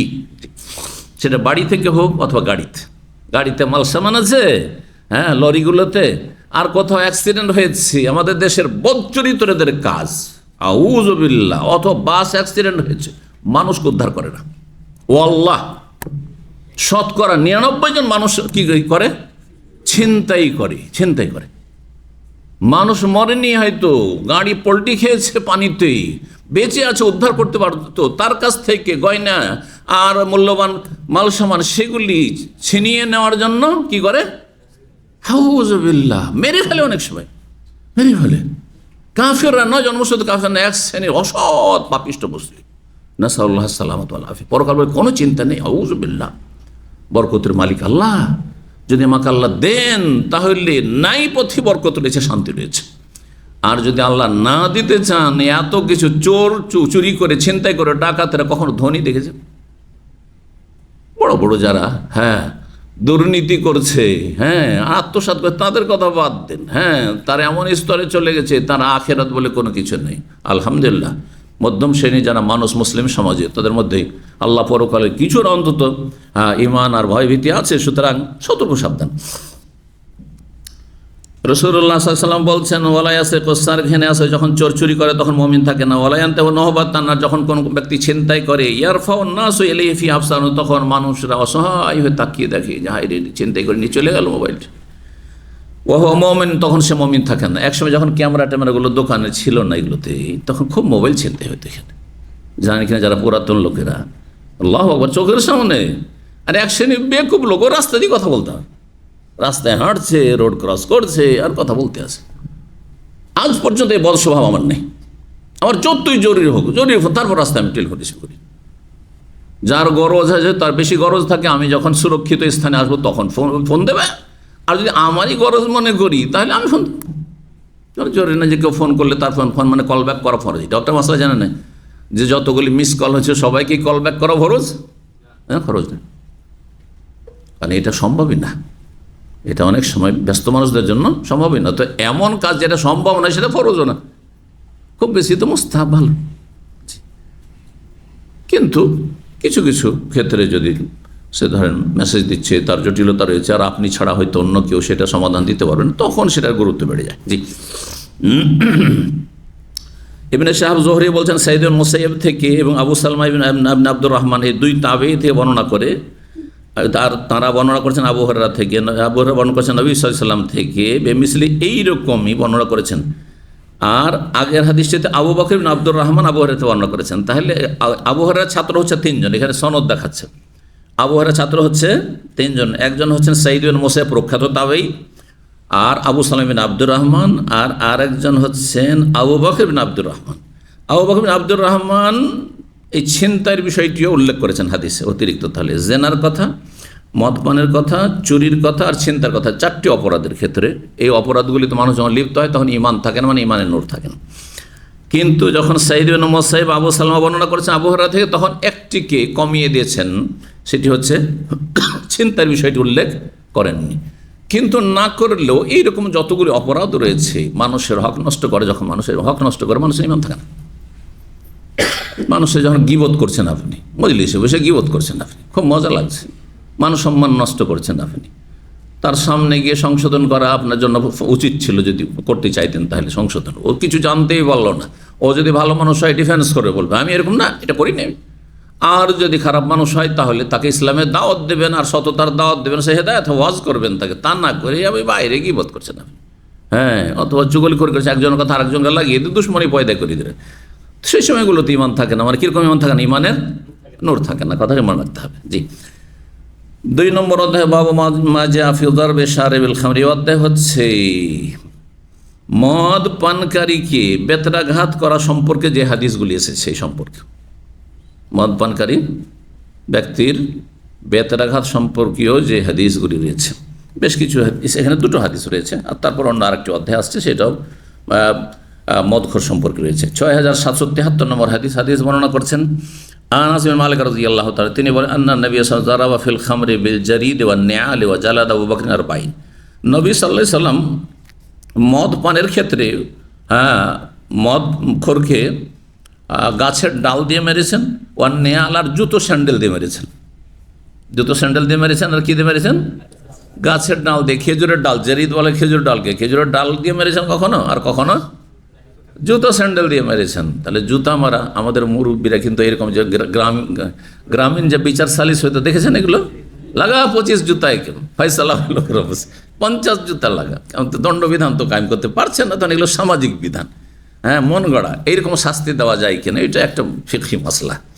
এতে যদি পার্শ্ব প্রতিক্রিয়া না থাকে তাহলে জায়েজ, কিন্তু পার্শ্ব প্রতিক্রিয়া বুঝান তো, ওষুধ খাওয়া জায়েজ কিনা? জায়েজ বা জায়েজ। সাইড এফেক্ট যদি থাকে, এমন ওষুধ খেলেন যে ওষুধে আপনি আরও বেশি কি করলেন, এত বেশি পেন কিলিয়ার খেলেন, খেতে খেতে কিডনি ফেল, তো এরকম ওষুধ পেন কিলিয়ার খাওয়া যায়? বুঝতে পারছেন? জি, খালি পেটে খেলেন আপনি আর দিলেন আপনার আলসার হয়ে গেল। অন্তত কমন সেন্স থাকে যে কোন ওষুধ দেখেন, পেটে বাচ্চা আছে, গর্ভবতী মহিলা, ওষুধ কিন্তু এই দেশে খুব সতর্ক সাবধান। আরও মজার কথা শুনি, এই দেশে তো আপনি ফার্মেসিতে গেলে অ্যান্টিবায়োটিক হয়তো দিয়েই দিব আপনাকে, যে বিনা প্রেসক্রিপশনে জানতো হয়তো দিয়ে দিতে পারে। আর ইন্ডিয়া বাংলাদেশে তো কোনো অসুবিধা নেই, যে কোনো ওষুধ নিতে পারেন আপনি। কিন্তু আমাদের প্রয়োজন হয়ে গেছিল অ্যান্টিবায়োটিকের, ভাবছি যেখানে প্রয়োজন, তো সুবহানাল্লাহ, ছেলে পরিচিত ফার্মাসিস্ট, তার কাছে গেল, বলছে প্রেসক্রিপশন ছাড়া অ্যান্টিবায়োটিক দেওয়া যাবে না। তাহলে আগে ডাক্তার দেখিয়ে আসেন, আর তারপরে ডাক্তার দেখাতে যাওয়ার মধ্যে সময় নেই। সুতরাং এখন এই বালা মুসিবত অসুখে সবরই করতে হবে, আর তারপরে নিরাপদ স্থানে পৌঁছিতে হবে, যেখানে গিয়ে হয়তো ওষুধ নিতে পারবো, অথবা ওষুধের প্রয়োজন হয়তো ততক্ষণে আর হবে না। অনেক অসুখ আছে এমনিতে, কিন্তু ওর একটা সময়সীমা আছে, ভালো হয়ে যাবে, ভালো হয়ে যাবে, এটা জানেন কি না? ভালো হয়ে যাবে সবগুলি নাই। আবার এটা মনে করেন যে আল্লাহ ভরসা, আমি ওষুধ খাবো না, মরে যাবেন। আবার কিছু কারণ সর্দি কাশি হয়েছে, অ্যালার্জি হয়েছে, অনেক আছে, একটু মাথার ব্যথা, সাথে সাথে ওষুধ খেতে, প্যানাডল খেতে, ফিভারডল খেতে শুরু করে দিলেন।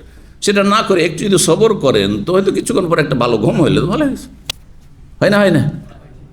ইউরিক অ্যাসিডের ব্যথা হচ্ছে, পায়ে হাঁটতে পারছেন না, এটা পরীক্ষিত জিনিস। আমাদের একজন প্রফেসর ছিলেন বাংলাদেশের, ব্রাহ্মণবাড়িয়ার এই আপনার পেট্রোলিয়াম ইউনিভার্সিটি দাহরানে, কিং ফাহাদ পেট্রোলিয়াম ইউনিভার্সিটিতে। তো উনি আমাকে এখান থেকে 5-7 বছর প্রায় তফসির করেছে ওখানে স্টুডেন্ট প্রফেসরদের। তো উনি আমাকে নিয়ে জাজাহুল্লাহ খায় নিয়ে যেতেন, ওনার বাসা ওখানে ছিল। একসময় দীর্ঘদিন এখানে থাকার পরে কানাডায় গিয়ে সেখানকার বাসিন্দা হয়ে গেছেন, এখনও যোগাযোগ রাখেন। কিন্তু ওখানে গিয়ে উনি দার্স দেন। আমার 5-7 বছরের তফসির শোনার পরে উনি গিয়ে ওখানে কী করেন, তফসির করেন। মাশাআল্লাহ, আলহামদুলিল্লাহ, সাদকা জারিয়া। তো উনি যখন জটিল মাসালার সম্মুখীন হন, তখন আমাকে এখনও যে কোনো সব ফোন দেন, তো গুরুত্ব দিই, যেহেতু উনি দাওয়ার কাজ করছেন। তো কি বলছিলাম, কি বিষয় বলতে কি বললাম, হ্যাঁ, সেই সময় আমার বয়স তখন 40-45 ছিল তখন, হয়তো প্রায় যৌবনের দিকে। কিন্তু ওনার বয়স মনে হয় একটু বেশি হইতো, অথবা ওনার ইউরিক অ্যাসিড এক কথায় ছিল।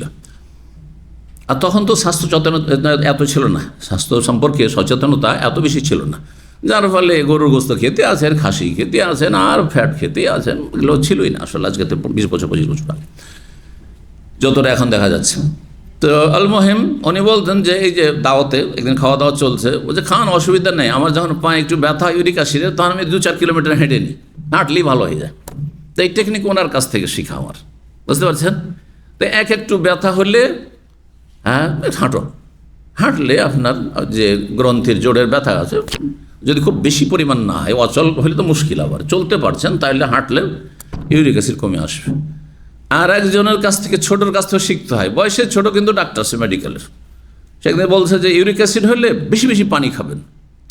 তো ইউকেতে যাওয়ার পরে ওখানে তো হাঁটাহাঁটির সুযোগ পাওয়া যায় না, আর মানুষের দাওয়াতে, একবার দাওয়াতে এত শক্ত করেছি, তারপরেও দাওয়াত মানে তো মুসিবত, আমাদের বয়সের মানুষদের জন্য। যত কম খাবেন তত ভালো থাকবে। তো দাওয়াত খেতেই হয়, দেখছি পায়ে ব্যথা হচ্ছে, তো কী করতে হবে? পানি খাওয়া বেশি, আর পানি এমনি বেশি খাই, খাবারের যাতে পানি বেশি খাই। তো পানি খেয়ে ভালো হয়। ধরেন সন্ধ্যাবেলা একটু ব্যথা করছে, সকালে খুব বেশি পানি খেয়ে এলো, 2-3 গ্লাস পানি খেয়ে এলো, আর সারাদিন তো পানি খাচ্ছি। তারপরে দেখালো যে আলহামদুলিল্লাহ ভালো হয়ে গেছে। বুঝতে পেরেছেন? তো কথা হচ্ছে যে এই বিষয়গুলি কি বলতে গিয়ে বললাম, হ্যাঁ অনেক দূরে চলে গেছি বলতে গিয়ে, তাই না? হ্যাঁ, কি বলতে গিয়ে এত দূর গেলাম? হ্যাঁ, গাছের ডাল। হ্যাঁ হ্যাঁ হ্যাঁ, এইটা আসল পয়েন্টে ফিরে আসতে হবে যে সালিস, বিচার সালিসে সাজা শাস্তি দেওয়া। এই জুতা মারো, তো একে কোড়া মারো, দোররা মারো, তো শুনেছেন ভাষাগুলো না? বিচার সে দোররা বলে ওই বেত্রাঘাতকে। হ্যাঁ, বা এই করো সেই করো, যে করে বিভিন্ন অপরাধে। এই গান বাজনা শুনে এসছে, আমাদের মুরব্বীদেরকে দেখতাম, দাদা আমল বিচার সালিসে বসে গেছে আমাদের দাদারা, আর তারপরে এই গান শুনে এসছে। হ্যাঁ, আগের যুগে অপরাধ সিনেমা টিনেমা ছিল না। আমরা যখন 10 বছর 15 বছর 20 বছর 10 বছর 15 বছর, এমন সিনেমা অনেক দূরে, ওই ডিস্ট্রিক্টটা অনেক যেতে হবে। তো কি ওই গ্রাম এলাকাতে গান টান হচ্ছে, গান শুনতে চলে গেছে রেখে। হ্যাঁ, বিচার সালিস বসে গেল মসজিদে, তারপরে জুতা মারা হইলো, না হইলে কান্দরে উঠা বসা, 25 বার কান্দরে উঠা বসা হইলো ইত্যাদি। হ্যাঁ, এইসব হইতো।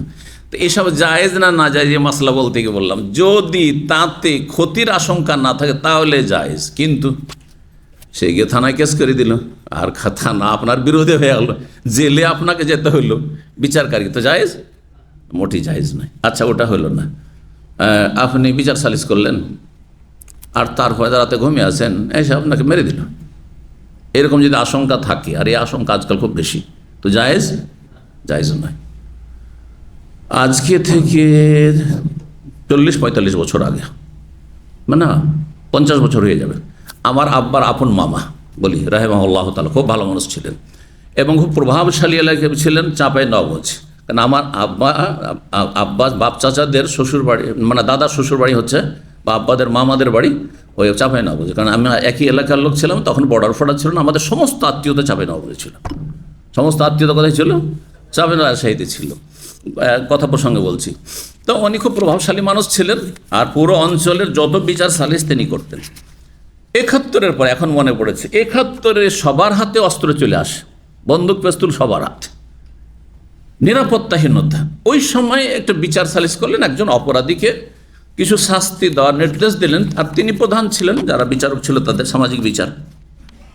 তারপরে বাড়িতে নিজে শুয়ে আছেন, রাতের অন্ধকারে এসে তাকে গুলো করে দিয়ে চলে গেল, তাতেই তিনি মারা গেলেন। আল্লাহ যেন তার শাহাদাত কবুল করেন। আমার আব্বা ছোটোকালে দীর্ঘকাল তাদের বাড়িতে লেখাপড়া করে মানুষ হয়েছে, জি। আর তারপরে আমি যখন বললাম, আমিও ওনার বাড়ি গেছি, কিন্তু দাদি বেঁচে ছিলেন, অল্প বয়সে, যেহেতু 40-এর দিকে উনি ওইভাবে মারা গেলেন, নিহত হলেন। আর দাদি মানে আব্বার মামি অনেক দিন বেঁচে ছিলেন, এমনকি 1988-তে আমার বিয়ের দাওয়াতও এসেছিলেন, এবং 5 দিন 7 দিন আমার বাড়িতে ছিলেন, মাঝে মাঝে আসতেন। তিনিও দুনিয়াতে চলে গেছেন রাহিমাহুল্লাহ তাআলা। তখন এই বর্ডারে কাঁটাতার ছিল না। বর্ডার, আমাদের বর্ডারের মানুষ যারা, আমাদের গ্রামের পরে বর্ডার, আর আমাদের গ্রাম পার হয়ে সামনে যে বর্ডার বাংলাদেশের, সেই সামনে যে গ্রাম, সেটি ছিল তাদের গ্রাম। তো যাতায়াতে কোনো অসুবিধা নেই, বিএসএফও বাধা দিত না, ওদের বিডিআরও বাধা দিত না, যার ফলে আমাদের যাওয়া আসাতে তখন কোনো অসুবিধা। তাদের চোখের সামনে বলে যাচ্ছে, আমরা এই গ্রামের মানুষ, ওই যে আত্মীয়রা আছে যাবো, হ্যাঁ মারা গেছে যাবো, বিয়ে শাদী আছে যাবো, ওরা বিয়ে শাদীতে আসছে। এটা 1988-তে 90-ও ছিল, আর তারপরে কাঁটাতার শুরু হলো, জি। তো কি বলতে গিয়ে বললাম, এবার বুঝতে পারলাম উদাহরণটি।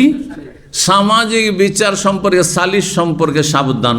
যদি ক্ষতির আশঙ্কা থাকে কারো, আপনি বিচার করলেন, কিন্তু আপনাকে মারল না, আপনার ছেলেকে মেরে দিল, আপনার স্ত্রীকে মেরে দিল, হ্যাঁ আপনার ভাই বোনকে কাউকে মেরে দিল, আপনার সাথে যারা সাপোর্ট করেছে, হ্যাঁ হ্যাঁ ঠিক হয়েছে ঠিক হয়েছে, তাকে মেরে দিল, হতে পারে না?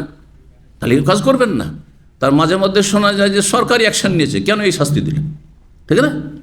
তাহলে আপনাকে এগুলো চিন্তা করতে হবে, জি। তাহলে বিচার সালিসের ক্ষেত্রে সতর্ক সাবধান আজকালকার জামানে, জি। তো নবী সাল্লাল্লাহু আলাইহি ওয়াসাল্লাম মদখোরকে যদি ধরে নিয়ে আসা হতো, তাহলে কি করতেন? হ্যাঁ, গাছের খেজুরের ডাল দিয়ে অথবা জুতো স্যান্ডেল মারতেন, কিন্তু অনির্ধারিত ছিল। হ্যাঁ, নাহওয়ান মিন 40, 40 একবার নির্ধারিত ছিল না, 40-এর কাছাকাছি রয়েছে, আনুমানিক 40 বর্ণনা করেছে অন্য হাদিসে। ওয়াজালাদ আবু বকরিন, কিন্তু আবু বকর রাদিয়াল্লাহু যখন খলিফা হলেন আর 2.25 বছর তিনি খলিফা থাকলেন, 2 বছর 3 মাস 10 দিন তিনি খলিফা ছিলেন, অল্প সময়। সেই সময় তিনি 40টি বেত্রাঘাত করতেন, 40টি বেত্রাঘাত করতেন। জি, তারপরের হাদিস 3 নম্বর হাদিস বর্ণনা করেছেন বা অধ্যায়, হ্যাঁ তাহলে একটি হাদিস এখানে আসলো, আর একটি অধ্যায় আমরা পড়ে নিই। বাবু মান আমারা বেদারবিল হাদ ফিল বাইত, এই অধ্যায় হচ্ছে কোনো ব্যক্তি যদি দণ্ডবিধি কার্যকর করতে বলে বাড়িতেই, মসজিদে করার হুকুম মসজিদে জায়েজ কিনা, তারপরে বাড়িতে কারো বাড়িতে জায়েজ কিনা, না খোলা ময়দানে সমস্ত সাজা শাস্তি দিতে হবে, এই বিষয়গুলি রয়েছে। সেই জন্য এখানে ইমাম বুখারী অধ্যায় নিয়ে আসছেন কি, বাড়ির ভিতরে মদখোরকে শাস্তি দিতে গিয়ে যদি বাড়ির ভিতরেই যদি দণ্ডবিধি কায়েম করা হয় বা এই বেত্রাঘাত করা হয় তো সেটার প্রমাণ জায়েজ রয়েছে। তাহলে প্রকাশ্যে করতে হবে এমনটা কোনো জরুরি নয়, কিন্তু দেখতে হবে, শাসক দেখবে, এটা জনগণ করবে না, করবে কে? শাসকরা যারা প্রশাসনে যারা রয়েছে তারা দায়িত্বশীল। তো যখন করবে দেখবে যে এটাতে গোপনে এই দণ্ডবিধি কায়েম করলে বেশি ভালো নাকি প্রকাশ্যে করলে ভালো। প্রকাশ্যে করলে অনেক লোক দেখলো, তাহলে যারা একটু মদের দিকে ঝুঁকছিল সাউথ, আরে মদ খেলে এরকম শাস্তি হবে, যদি এমনটা থাকে তাহলে করতে পারে। আর যদি দেখা যায় যে না, এই ক্ষেত্রে গোপনীয়তা রক্ষা করা ভালো, কারণ অনেকের চাপের মুখে, অনেক জায়গাতে চাপের বিষয় রয়েছে, বিষয়গুলি হয়তো আপনার অনুভব করেছেন কিনা, দণ্ডবিধির ক্ষেত্রে খুব চাপ রয়েছে, সুতরাং যদি গোপনে করে পরিস্থিতির জন্য তো সেটাও বাঞ্ছনীয়, অবস্থা বুঝে ব্যবস্থা করবে। তো বাড়িতে, আচ্ছা মসজিদে মাসলা যখন আসলো কথা, তখন একটা মাসলা বলেই দিই। হ্যাঁ, মসজিদে দণ্ডবিধি কায়েম করা জায়েজ? কিছু জানা আছে? আনুমানিক বলবেন না, যদি জানা থাকে কেউ বলবেন না। মসজিদে যদি দণ্ডবিধি কায়েম করেন ওখানে, আর যদি পেশাব করে দেয়, পায়খানা করে দিতে পারে না মার খেতে খেতে, এই জন্য মসজিদ জায়েজ নাই। মসজিদে হুকুম ফয়সালা করতে পারবেন, মসজিদ আদালতের কাজ করবেন, কিন্তু দণ্ডবিধি কায়েম করতে হবে মসজিদের বাইরে। এবার বুঝতে পেরেছেন? জি। তো বলছেন কেউ যদি বাড়িতে দণ্ডবিধি কায়েম করতে বলে বা কার্যকর করতে বলে, মানে যে প্রশাসনে যারা রয়েছে বা ক্ষমতায় যারা রয়েছে, 6774 নম্বর হাদিস উকবা বিন হারিস রাদিয়াল্লাহু তাআলা তিনি বলছেন, জিয়া বিন নুআইমান নামক ব্যক্তিকে নিয়ে আসা হলো, অথবা বর্ণনাকারী সন্দর্ভে ইবনিন নুআইমানের এক ছেলেকে নিয়ে আসা হলো, শারেবান, যে নেশাগ্রস্ত ছিল, হ্যাঁ মদ পান করা অবস্থায় নেশাগ্রস্ত ছিল, ওই অবস্থায় তাকে ধরে নিয়ে আসা হলো। তাহলে কোনো কেস যদি আদালতে আসে বা খলিফার কাছে, রাষ্ট্রনায়কের কাছে আসে, তাহলে দণ্ডবিধি কায়েম করা। আর যখন চলে আসবে রাষ্ট্রনায়কের কাছে এই রকম ধরনের অপরাধের কথা, তখন আবার তাকে ছাড় দেওয়া যায় নয়। কথা বুঝতে পেরেছেন? কিন্তু তার আগে যদি যেখানে ধরা পড়েছে সেখানেই যদি গোপনীয়তা রক্ষা করে যাক, সেকে তবা করিয়ে দিল আর তারপরে সংশোধন করে আর নিয়ে আসলো, খবর আসলো না, এটা ঘরেই থেকে গেল, তাহলে সরকারের তদন্ত করার কোনো প্রয়োজন নেই, যদি রাষ্ট্রীয় কোনো নিরাপত্তাহীনতার আশঙ্কা না, তার ক্ষতির আশঙ্কা না থাকে। কিন্তু আদালতে পৌঁছে যাওয়ার পরে কারো সুপারিশের অধিকার নেই। এ মাসলা বলছি, যেহেতু হাদিস আসবে, ওসামা বিন যায়েদ রাদিয়াল্লাহু তাআলা আনহু যে মহিলা চুরিতে ধরা পড়েছিল, তার জন্য সুপারিশ করেছেন নবী সাল্লাল্লাহু আলাইহি ওয়াসাল্লাম, কঠোর সবভাবে শাসন করেছেন এবং রাগান্বিত হয়েছিলেন। তো বলছেন যে এই লোকটিকে নিয়ে আসা হলো নেশাগ্রস্ত অবস্থায়। নবী সাল্লাল্লাহু আলাইহি ওয়াসাল্লাম তখন নির্দেশ দিলেন, মান কানা ফিল বাইত, যারা বাড়িতে ছিল তাদেরকে, তা বাড়ির লোকদেরকে, বাড়িতেই যারা সেই সময় অবস্থান করছিল তাদেরকে নির্দেশ দিলেন কি, ইয়াজরিবু, একে মারো, একে মারো। কাল ফাজারাবুহু, লোকেরা মারল, নেশাগ্রস্ত মদপান করে তাকে মারল। ফাকুনতু আনা ফিমান যারাবু বিন নিআল, উকবা বিন হারিস বলছেন আমিও ওদের একজন ছিলাম যারা জুতা স্যান্ডেল মেরেছিল। তাহলে খানিকটা গণপিটুনি, কিন্তু এটা ওইভাবে গণপিটুনি না যেটা মরে যাবে। কথা বুঝতে পারছেন না? জুতো স্যান্ডেল মারা, 2-4 জন মারছে, আমি একজন মারলাম। এই জন্য একটি মাসলা এখানে শুনে রাখেন, যে গণপিটুনির কথা আসলো, আজকাল অধিকাংশ আমাদের উপমহাদেশেই কি হচ্ছে, গণপিটুনি হচ্ছে। এটি হারাম, এটি সীমালঙ্ঘন, জায়েজ নয়, এটি আইন হাতে তুলে নেওয়া। কোনো অপরাধী ধরা পড়লে, চোর হোক ডাকাত হোক, যেই ধরা পড়ুক না কেন, আমাদের দেশে চোর ধরা পড়লে, ডাকাত ধরা পড়লে আর বাঁচে না, ওকে মরতেই হবে গণপিটুনি খেয়ে। পকেট মার, আরে একটা আম খেয়েছে বাগানে, তাতেই মেরে দিচ্ছে, আউযুবিল্লাহ, ওটি জায়েজ নয়। তোমার আম খেয়েছে, তুমি সরকারের কাছে নিয়ে যাও, কিন্তু এভাবে শাস্তি দেওয়া জায়েজ নয়। হারাম কাবিরা গুনাহ, জাহান্নামে যাবে এইসব হারামখোরগুলো, জালেমগুলো। আল্লাহ এদের বরবাদ করুক। খুব দুঃখ লাগে এগুলোর ক্ষেত্রে যে একজন মানুষের আল্লাহ ধরেন হাতের শাস্তি দিয়েছেন, তাই না, অথবা 80টি বেত্রাঘাতের শাস্তি দিয়েছেন, আর আপনি গণপিটুনিতে মেরে ফেলে দেবেন। হ্যাঁ, এই অধিকার আপনার নেই, আমার নেই, কারণ নেই, সরকারও নেই। তো বলছেন যে আমিও একজন ছিলাম তাদের যারা কি করেছিল, স্যান্ডেল মেরেছিল। তো নবী সাল্লাল্লাহু আলাইহি ওয়াসাল্লামের আমলে তাহলে মারা হইতো আনুমানিক 40-এর কাছাকাছি, ওর বেশি হইতো না। আবু বকর সিদ্দিক রাদিয়াল্লাহু জামানায় 40 করে তিনি মারতেন। কাকে? নেশাগ্রস্ত মদখোর ব্যক্তিকে যদি ধরা পড়তো তাহলে।